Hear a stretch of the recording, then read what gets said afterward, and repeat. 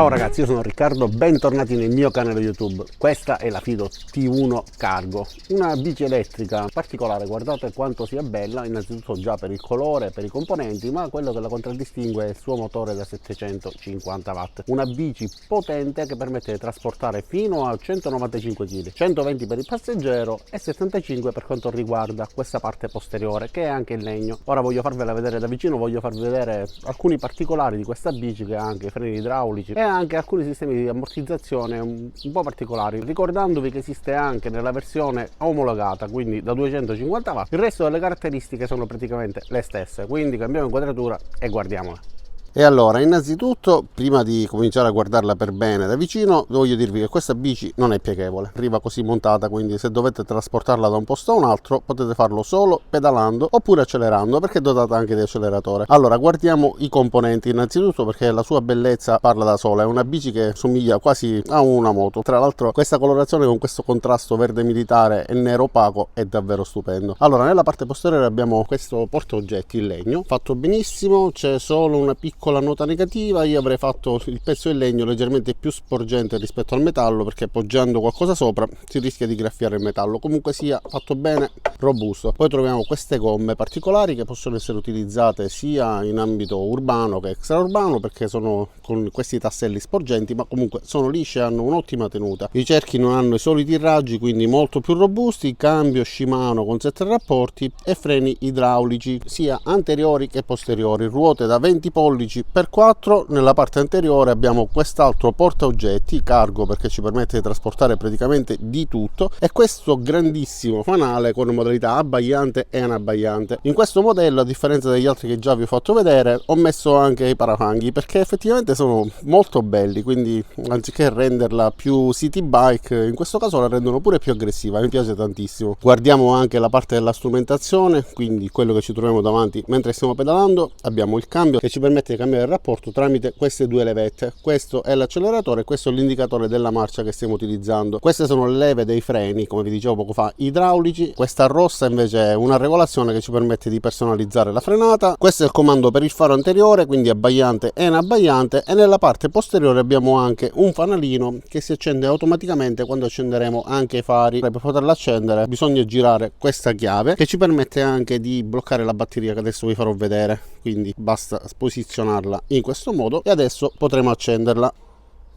Indica il livello di carica della batteria, la velocità, il chilometraggio, la marcia inserita, quindi il livello di velocità che vogliamo utilizzare, e premendo il tastino di sotto avremo la possibilità di decidere fra 3 modalità. In questo caso abbiamo già il faro acceso. Allora vi faccio vedere la differenza. Già di giorno, con questa grande luminosità, è una giornata molto soleggiata, anche se siamo all'ombra. Guardate come possiamo gestire sia gli abbaglianti che gli anabbaglianti. Il clacson, e a differenza degli altri display, guardate, questo si vede bene, e anche gli altri si vedevano bene, però avevano una retroilluminazione azzurrina. Questo si vede bene anche di giorno. Ora voglio farvi vedere la velocità massima che può raggiungere, ma adesso la bici è sbloccata. C'è una modalità per poterla sbloccare e raggiungere velocità maggiori rispetto ai classici 25 previsti per legge. Quindi accelero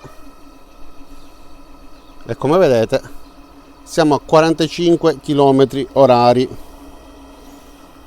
Ovviamente poi dipende anche dal peso di chi è a bordo. Nel mio caso, essendo pesante, ovviamente la velocità raggiunta era di circa 35, massimo 40 km orari. Torno a questo pannellino, troviamo innanzitutto questa decorazione fibra di carbonio che mi piace tantissimo. Ovviamente è solo un effetto e non è vera fibra di carbonio, ma troviamo principalmente questa presa USB che ci permette quindi di ricaricare i nostri dispositivi, quindi per esempio uno smartphone, oppure se stiamo andando a fare un giro con il nostro drone, si sta scaricando, durante il trasporto possiamo mettere lo zaino in questo portaoggetti e ricaricare il drone tramite questa presa. Il cavalletto in posizione arretrata permette di far andare la bici verso dietro, evitando che i pedali urtino contro lo stesso. Questo lo ritengo davvero una cosa molto comoda, perché spesso c'è bisogno di fare alcune manovre con il cavalletto messo e tante volte poi si ha questo impedimento. Invece così possiamo spostarla utilizzarla tranquillamente. E per quanto riguarda i freni, allora ragazzi, sia quello anteriore che quello posteriore offrono una frenata davvero decisa e ben modulabile grazie ai freni idraulici. Io con il mio peso non indifferente di 130 kg non ho avuto alcun tipo di difficoltà. Ogni volta che ho deciso di frenare la bici si è fermata, permettendomi di fermarmi praticamente nel punto in cui avevo deciso di farlo. E ovviamente, essendo una bici cargo, insomma, che può trasportare fino a 200 kg, i freni non potevano che essere studiati nel modo corretto per offrire una frenata ottimale. Per quanto riguarda invece le sospensioni, abbiamo come sempre delle regolazioni che ci permettono di stabilire il precarico e eventualmente anche bloccarle, ma quelle erano le sospensioni anteriori. Per quanto riguarda le posteriori non abbiamo un vero e proprio ammortizzatore, ma abbiamo queste molle che sono davvero molto comode, anche se personalmente non ci sono abituato, e il fatto che si possa premere più una che l'altra, insomma, la prima volta mi ha destabilizzato un poco. Poi dopo i primi 100 metri mi sono già abituato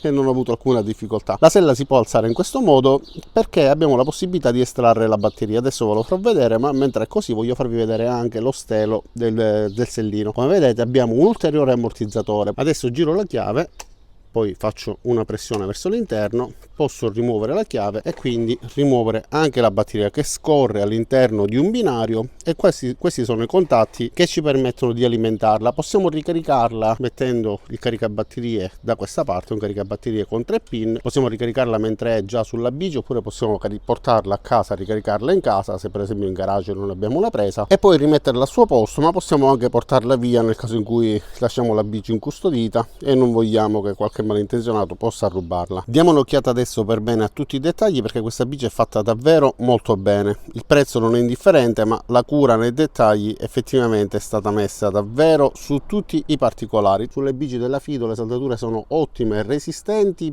però a livello estetica non mi hanno mai fatto impazzire, anche se non sono brutte, ma io sono un po' troppo pignolo. Allora, poi guardiamo ancora il telaio. Questa verniciatura verde opaca è davvero stupenda. Come ho detto poco fa, il contrasto con la vernice, con il colore nero opaco sia del sellino che di tutti gli altri componenti, è davvero molto bello. Ovviamente davanti abbiamo questa monocorona, ma guardando ancora sul telaio troviamo questi fori filettati che servono per poter mettere degli accessori. Ne troviamo ben 2. Per quanto riguarda la potenza e la coppia, ragazzi, 750 watt ovviamente su questo modello c'è poco da dire. È davvero la bici più potente che io abbia provato, dà una gran bella spinta, al punto che nel tentativo di fare le riprese con una mano sola, quando ho premuto l'acceleratore mi sono sbilanciato. Quindi tutte le riprese che vedete sono state realizzate quando già la bici aveva il motore avviato, altrimenti la spinta è davvero così generosa che non vi permette di stare in equilibrio con una mano sola. Ovviamente l'acceleratore è possibile rimuoverlo, quindi renderla omologata nel caso in cui prendete il modello da 250 watt. Si può anche disconnettere perché ci sono questi connettori, e anche in fase di montaggio bisogna comunque collegare questi connettori, che sono comunque di colore rosso e blu all'interno, in modo da non poter sbagliare, e che alimentano quindi il nostro fanale anteriore. E adesso approfittiamo di questa luce del sole per vedere il faro acceso di giorno. Voglio farvi vedere effettivamente quanta luce emette, perché di sera si capisce, ma di giorno ci si rende davvero conto di quanta luce riesce ad emettere, e la rende davvero una bici particolarissima e quasi unica. Come vi dicevo, anche nella parte posteriore abbiamo la luce accesa, che però non funge da stop, quindi se frenate non cambia luminosità. Non so se nel modello da 250 watt questa funzione è già presente. Ma andiamo sul sito del venditore e guardiamo qualche caratteristica. Quindi Fido T1 Pro, bici da carico da 750 watt. Guardiamo le caratteristiche tecniche, quindi 960 Wh con un'autonomia dichiarata fino a 160 km, cosa che non ho provato perché ho percorso la media di 30-40 km per volta e poi sono andato a ricaricare la bici per ritrovarla pronta all'utilizzo successivo. Come vi ho detto poco fa, può caricare 195 kg, 120 per il ciclista e 75 invece per il portapacchi posteriore. Quello anteriore non è dichiarato e il prezzo attualmente è 1699 euro, però c'è la possibilità di avere anche un codice di sconto già sul sito del venditore. Comunque c'è una spedizione gratuita, l'azienda offre 36 mesi di garanzia e spero di ottenere anche un codice di sconto per farvela pagare un po' di meno. E allora ragazzi, quindi che cosa dire di questa bici?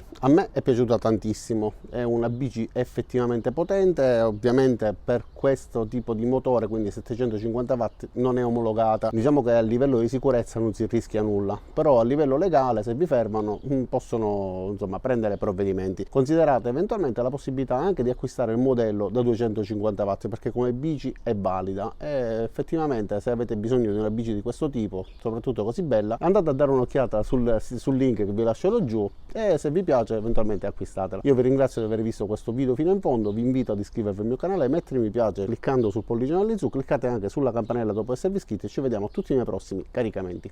Ciao da Riccardo e a presto!